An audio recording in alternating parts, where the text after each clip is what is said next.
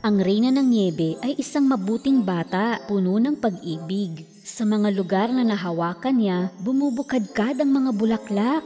Palangiti siya at maningning ang mga mata tulad ng sa araw. Isa siyang kakaiba at masayahin na bata. Ang pangalan niya ay Lila. Ngunit akala ng lahat ay isa siyang maliit na bruha at walang nakikipaglaro o nakikipag-usap sa kanya. Lagi siyang iniiwang mag-isa. Dahil dito, nawala ang pagiging masayahin niya. Kinamuhian niya ang lahat sa paligid niya. Hanggang sa isang araw, nagsambit siya ng hiling.